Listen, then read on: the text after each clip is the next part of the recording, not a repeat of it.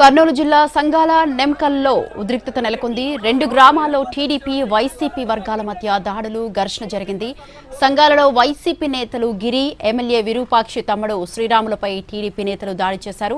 వైసీపీలో చురుగ్గా పనిచేస్తున్నందుకే టీడీపీ దాడికి పాల్పడినట్లు వైసీపీ నేతలు ఆరోపిస్తున్నారు. తాను చెప్పినట్లు నడుచుకోవాలని టీడీపీ నేతలు ఫోన్లో గిరిని అసభ్యంగా దూషించారని వైసీపీ నేతల ఆరోపణ. నిందితులను అరెస్టు చేయాలని పీఎస్ ముందు ఎమ్మెల్యే విరూపాక్షి బైఠాయించారు.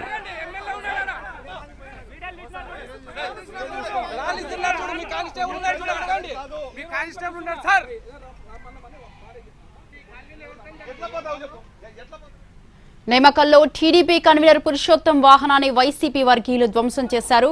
కర్రలు, రాళ్లతో వైసీపీ వర్గీయులు దాడికి పాల్పడ్డారు. వైసీపీ ఎమ్మెల్యే విరూపాక్షి సోదరుడు శ్రీరాములు దాడి చేసే దళిత మహిళలపై అసభ్యంగా ప్రవర్తించారని టీడీపీ వర్గీయులు ఆరోపిస్తున్నారు.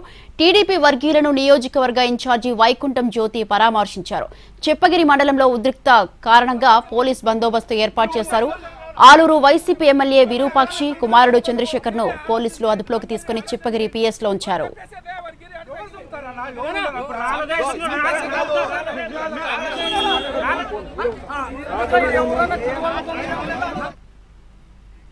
దీనికి సంబంధించి మరింత సమాచారాన్ని అందించడానికి మా ప్రతినిధి చంద్రశేఖర్ ఫోన్ లైన్ లో ఉన్నారు. Chandrashekar, good morning Swathi.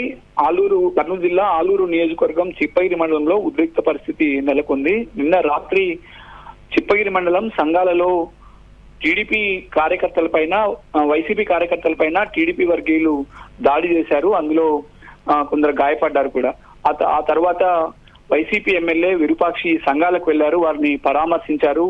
TDP కార్యకర్తలు అన్యాయంగా దాడి చేశారని ఆరోపించారు. అలాగే చిప్పగిరికి వెళ్లి చిప్పగిరి పోలీస్ స్టేషన్ ముందు కూడా బైఠాయించారు. వైసీపీ కార్యకర్తలపై దాడి చేసిన టీడీపీ వారిని అరెస్ట్ చేసే వరకు ఇక్కడే బైఠాయిస్తానని ఆయన అక్కడే కూర్చుని నిరసన తెలిపారు. ఆ తర్వాత ఎమ్మెల్యే నేమకల్కు వెళ్లారు.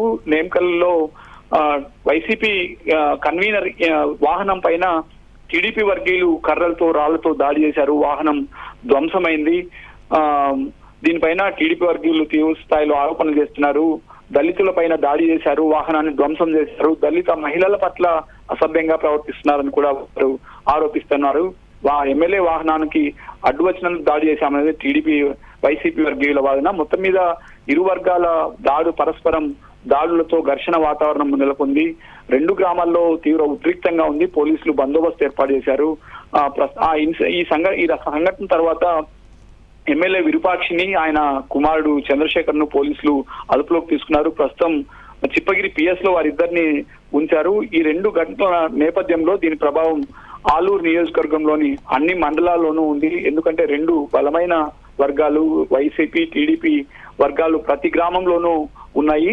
ఈ రెండు గ్రామాల జరిగిన ఘర్షణ నేపథ్యంలో పోలీసులు అప్రమత్తమయ్యారు. నియోజకవర్గం అంతా కూడా అలర్ట్ చేశారు. ప్రస్తుతం అయితే సంగాల నేమకల్లో పోలీస్ బందోబస్తు ఏర్పాటు చేశారు. Swathi. Right, thank you Chandrasekhar. Thanks for the details.